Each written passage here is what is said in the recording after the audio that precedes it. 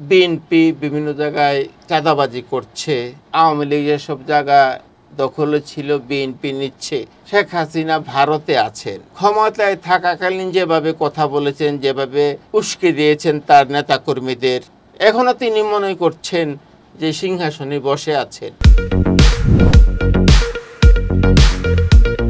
দর্শক মণ্ডলী, শুভেচ্ছা, আমন্ত্রণ জানাচ্ছি মানবজমিনের নিয়মিত আয়োজন নিউজ এন্ড ভিউজ অনুষ্ঠানে। আপনাদের সঙ্গে আছি আমি লুৎফর রহমান। স্টুডিওতে আলোচনার জন্য আছেন মানবজমিনের জয়েন্ট এডিটর শামীমুল হক। জনাব শামীমুল হক, আপনাকে আলোচনায় আমন্ত্রণ জানাচ্ছি। ধন্যবাদ আপনাকে। দর্শক, এই মুহূর্তে নানা ইস্যু সামনে আছে। ঈদের পর রাজনীতি নিয়ে নানা ধরনের আলোচনা। বিএনপি আগামী ডিসেম্বরের মধ্যে জাতীয় নির্বাচনের দাবিতে সোচ্চার এবং তাদের সমমনা দলগুলো একই দাবি জানাচ্ছে। নির্বাচন এবং সংস্কার নিয়ে নানামুখী আলোচনা আছে। নির্বাচন আগে নাকি সংস্কার আগে, এইসব বিষয় নিয়ে তর্ক বিতর্ক হচ্ছে। আমরা আজকে সার্বিক বিষয় নিয়ে আলোচনা করব, আলোচনায় যাচ্ছি। আপনি বললেন নির্বাচন এবং সংস্কার। একটি কথা হলো, দীর্ঘ ৮ মাস অন্তর্বর্তীকালীন সরকারের, এই ৮ মাসে রাজনৈতিক দলগুলো এখন পর্যন্ত নির্ধারণ করতে পারেনি নির্বাচনটা আগে হবে না সংস্কারটা আগে হবে, কিংবা সংস্কার যদি হয় কি কি হবে। একটা মতামত অবশ্য দিয়েছেন ঐক্যমত কমিশন, রাজনৈতিক দলগুলোর কাছে মতামত চেয়েছে, সেই হিসাবে যার যার মতামত দিয়েছেন। কিন্তু এই মতামতেও রাজনৈতিক দলগুলোর মধ্যে অনৈক্যের সুর, যেটা বাংলাদেশের জন্য কিংবা রাজনৈতিক দলগুলোর জন্য কিংবা আগামী নির্বাচনের জন্য মঙ্গলজনক নয়। ওয়ালটন আবারও মিলিনিয়ার অফারে ওয়ালটন ফ্রিজ কিনে আপনিও হয়ে যেতে পারেন মিলিয়নিয়ার। মিলিনিয়ার ছড়াছড়ি দেশ জুড়ে, এটা শুধু ওয়ালটনই পারে। আপনাকে একটা জিনিস খেয়াল করতে হবে, মতৈক্য থাকতেই পারে, কিন্তু আমরা একসাথে বসে একমতে আসতে হবে। বিএনপি বলছে আমরা তো কিসের সংস্কার, আমরা তো 31 দফা দিয়েই রেখেছি। আপনাদের 31 দফা আছে, কিন্তু আপনাদের 31 দফাতে আপনারা স্পষ্ট করে লিখেছেন 2 বারের বেশি কেউ প্রধানমন্ত্রী হতে পারবেন না। কিন্তু ঐক্যমত কমিশনের যে চাওয়া, মতামত চাওয়া, সেখানে আপনারা লিখেছেন 3 বারের বেশি কেউ প্রধানমন্ত্রী হতে পারবেন না, তবে বিরতি দিয়ে আবার হতে পারবেন। এই যে আপনাদের মাঝে এই 2 ধরনের কথা, এই কথাগুলো মানুষকে বিভ্রান্ত করছে। সারা দেশে এখন একটাই আলোচনা, বিএনপি বিভিন্ন জায়গায় চাঁদাবাজি করছে, আওয়ামী লীগ যেসব জায়গা দখলে ছিল বিএনপি নিচ্ছে, এটা আলোচনা। তো এইটারও উত্তর আপনারা দিতে পারছেন না সঠিকভাবে। কোথাও কোথাও আপনাদের অ্যাকশন দেখা যাচ্ছে, এই অ্যাকশনটা প্রমাণ করে যে হ্যাঁ, এইসব কাজে আপনাদের লোকজন জড়িত। একেবারে তো বন্ধ হয়নি। আসেন আপনার সংস্কার এবং নির্বাচনের কথা। বিএনপি যদি বলতো যে ডিসেম্বরের মধ্যে আমরা সংস্কার চাই, ডিসেম্বরের মধ্যে নির্বাচন চাই, সে কথা না বলে ডিসেম্বরের মধ্যে সংস্কার চাই। একটা জিনিস আপনি সবসময় খেয়াল করবেন, অন্তর্বর্তীকালীন সরকার কিংবা রাজনৈতিক দলগুলো যদি একমত হয় তাহলে কিন্তু সংস্কার হবে না। অর্থাৎ আপনার একটা সনদ তৈরি করতে হবে, যে সনদটাতে সকল দল স্বাক্ষর করবেন এবং এখানে তারা একটা বোঝাপড়ায় আসবে যে যেই সরকারে যায় তারা এই সনদ অনুযায়ী, এই ঐক্যমত্যের ভিত্তিতে সংস্কারগুলো সংসদে আইন আকারে তুলবেন এবং সেটা পাশ হবে সবার ঐক্যমত্যের ভিত্তিতে। 8 মাসে কিন্তু 8% কাজ হয়েছে কিনা আমি জানি না। এই একটা বিষয় হলো, আপনি যেটা বললেন যে চাঁদাবাজি বা দখলদারিত্ব, সেটা আসলে দল হিসেবে তো বিএনপি করছে না। বিএনপির কতিপয় লোক যারা সুবিধাবাদী হিসেবে চিহ্নিত, তারা করছে। বিএনপি কিন্তু ব্যবস্থা নিচ্ছে বলছে তারা, এবং এর বিরুদ্ধে তাদের শক্ত অবস্থান দলের হাইকমান্ড থেকে বলা হচ্ছে। আর নির্বাচন নিয়ে যেটা বললেন, সংস্কার কমিশনগুলা যে রিপোর্ট দিয়েছিল তার ভিত্তিতে দলগুলা মতামত দিয়েছে, এবং সেই মতামতের নিয়েই কিন্তু একটা সনদ তৈরি করার জন্য সরকার কাজ করছে, এবং সেই সনদটাই হবে হয়তো, সেখানে জুলাই সনদ নামে আরেকটা সনদ হচ্ছে, আলাদা হবে না সংস্কার সনদ একসাথে হবে, আমরা কিন্তু সেটা পরিষ্কার না। তো এখন যেটা হচ্ছে যে সেইটা কতদিন লাগবে, সরকারের কাছে তো এখন সবগুলো দলের মতামত চলে এসেছে, এখন সরকার যত দ্রুত সেটা এক জায়গায় এনে, যেসব জায়গায় দলগুলোর মতামত এক হয়েছে সেটা নিয়ে তারা হয়তো একটা শর্ট লিস্ট করতে পারে যে এই সংস্কারগুলো এখন করা যায়, যেগুলো নিয়ে মতভেদ আছে সেগুলো হয়তো পরে আলোচনা করে সেটা সমাধান করতে পারে।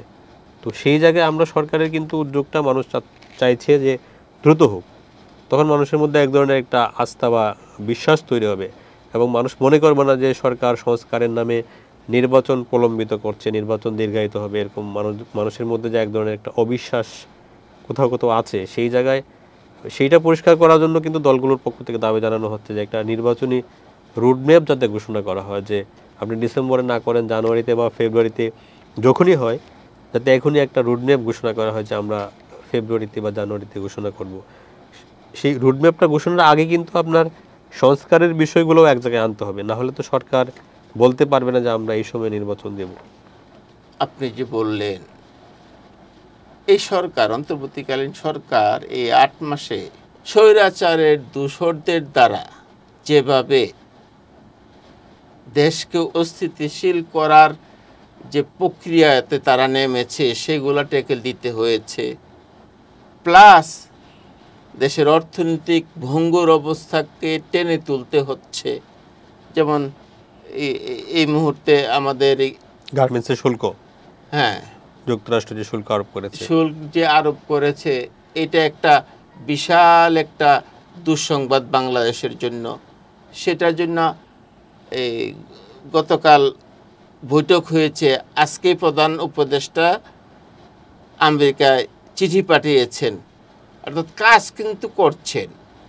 প্রধান উপদেষ্টার যেসব কাজ, দৃশ্যমান যেসব কাজ, সেসব কাজ সবই বাংলাদেশের মঙ্গলের জন্য। এখন রাজনৈতিক দলগুলো এসব কাজেও সহযোগিতা করতে হবে। সংস্কার যদি আপনি বাদ দিয়ে আপনি শুধু নির্বাচন বলেন, তাহলে হবেটা কি, আবার আমরা আর একটা স্বৈরাচার পাব, এটা নিশ্চিত। আপনি দেখেন, পতিত সরকার প্রধান শেখ হাসিনা ভারতে আছেন, কিন্তু তিনি কন্টিনিউ ক্ষমতায় থাকাকালীন যেভাবে কথা বলেছেন, যেভাবে উস্কে দিয়েছেন তার নেতাকর্মীদের, যেভাবে মানুষের উপর দমন পীড়ন চালিয়েছেন, এখনও তিনি মনে করছেন যে সিংহাসনে বসে আছেন। এখনও তিনি সেখান থেকে টেলিফোন কথোপকথনে নেতাদের নির্দেশ দিচ্ছেন বাড়িঘর পুরানোর, হত্যা করার। সরাসরি হত্যার বিষয়টা না বললেও ইঙ্গিত, আকার ইঙ্গিতে ওদের হাত আছে, তোমাদের হাত নাই। এই যে বিষয়গুলো, এগুলা কিন্তু একটা উস্কানিমূলক তার বক্তব্য, যেগুলো তার নেতাকর্মীরা বাস্তবায়ন করার জন্য মাঠে আছেন। এটাকে কিন্তু সরকার ট্যাকেল দিতে হচ্ছে না, দিচ্ছে কিন্তু সরকার। মানুষের যেটা দাবি, দলগুলোর দাবি, যারা গণ অভ্যুত্থানে অংশ নিয়েছিলেন তাদের যে দাবি, যে আওয়ামী লীগ বা সেই ফেসিবাদী শাসনে যারা জড়িত ছিল তাদের বিচার, গণহত্যা যারা জড়িত ছিল তাদের বিচার দ্রুত করার জন্য। কিন্তু আমরা তো সেই প্রক্রিয়াটাই মানে দ্রুত গতি দেখছি না, বিচার প্রক্রিয়া এগোচ্ছে, দ্রুত গতি দেখছি না।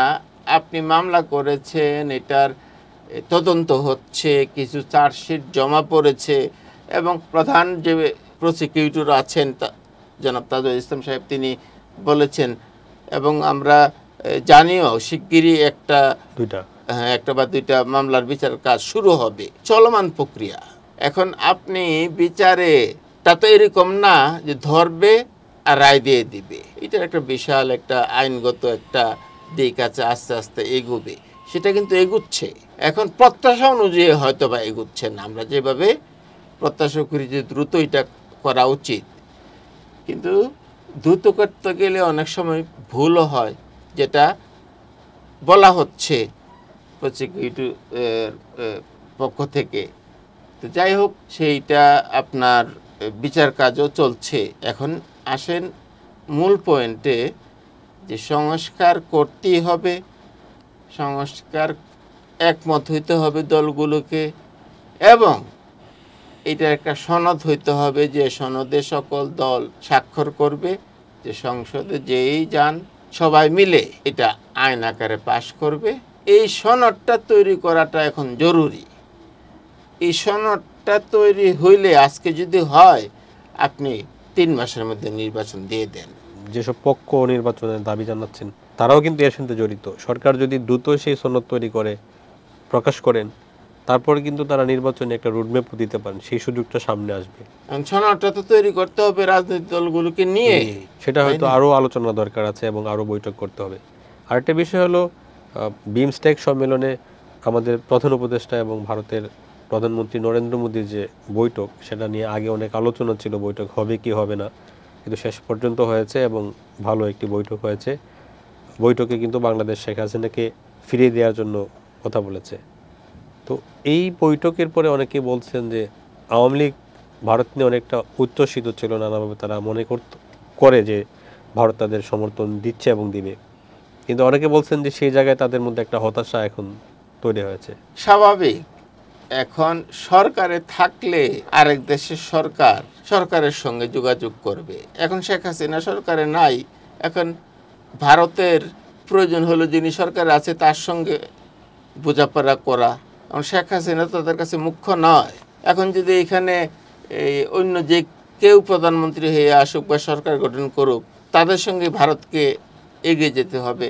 ভারত আমাদের বন্ধু রাষ্ট্র, কিন্তু বিগত সময়ে যেভাবে প্রভাব খাটিয়েছেন, সেই প্রভাবটা বাংলাদেশের মানুষ ভালোভাবে নেননি, ভালোভাবে দেখেননি, যে কারণে শেখ হাসিনার উপর মানুষের ক্ষোভটা আরও বেশি ছিল। যাই হোক, আশা করি ভারত বাংলাদেশের মধ্যে যে দূরত্ব আছে, সেটা সমতার ভিত্তিতে আগামী দিনগুলো আমরা পাড়ি দেব, এক পক্ষের স্বার্থের ভিত্তিতে নয়। এইভাবেই এগোবে দেশ। আরেকটা সুখবর, আপনার এই যে বিশ্ব যে সম্মেলনটাকে, বিনিয়োগ সম্মেলনটা ঢাকায় হচ্ছে, আজ থেকে শুরু হয়েছে।